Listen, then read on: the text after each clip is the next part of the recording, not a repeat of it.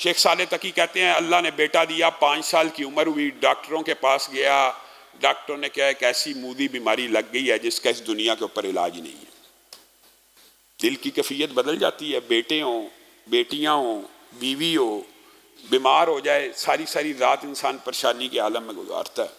وہ اپنی کیفیات بیان کرتے ہیں، میری تو دنیا کے سامنے اندھیر ہو گیا، اور میں اللہ کی بارگاہ میں گڑ گڑا کے دعائیں کرنے لگا، لیکن بچہ تھا، اس کا بخار اتر نہیں رہا، اس کی بیماری دور نہیں ہو رہی، اور ڈاکٹر نے جواب دے دیا کہ ایسی مودی بیماری ہے کہ فلاں فلاں فلاں جگہ ایسے ہوگا، گویا ناممکن ہے اس کا علاج۔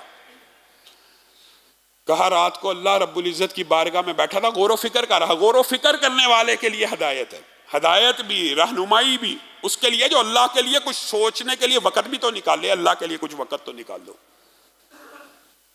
یہ رات کے دروس، یہ تراویاں، یہ قیام، ان میں بھی آیا کیجئے، اللہ کے لیے وقت نکالیے تو اللہ تعالیٰ اسباب کے ذریعے مدد فرماتے ہیں، اور ما فوق الاسباب بھی مدد فرماتے ہیں۔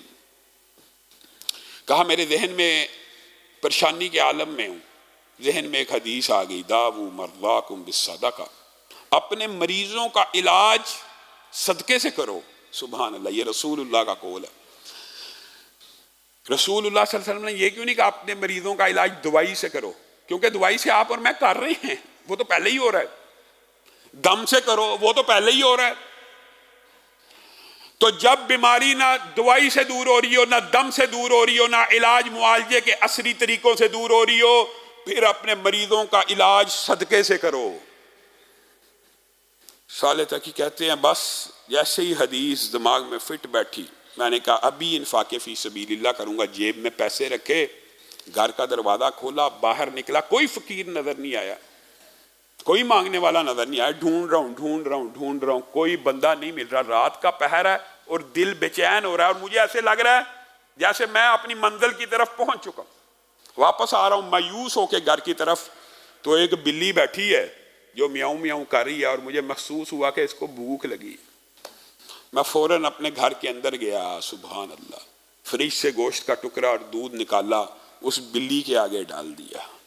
اس بلی نے اس گوشت کو کھایا، دودھ پیا۔ میرے دل میں کچھ تسلی آئی، اور میں نے سوچا کل صبح ہونے کے وقت اللہ میرے بیٹے کو صبح تک کی مہلت دے تو سب سے پہلے صدقہ کروں گا اور لوگوں میں انفاق فی سبیل اللہ کروں گا۔ کہا میں سویا ہوں تو مجھے خواب آئی ہے۔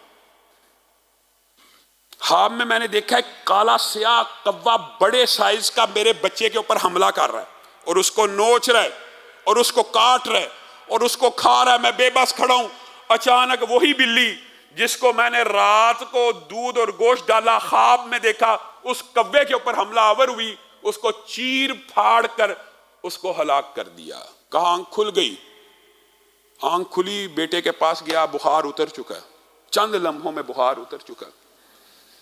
صبح ڈاکٹر کو دکھایا، اس نے کہا بڑی بات ہے، بخار تو اتر گیا، ساری رپورٹیں دوبارہ کرائی جائیں۔ ایک رات کے اندر اندر رپورٹیں کرائی گئی، وہ مودی بیماری جس کا زمین کی پشت کے اوپر کوئی علاج نہیں تھا، ایک بلی کو دودھ پلانے کی وجہ سے ختم ہو چکی ہے۔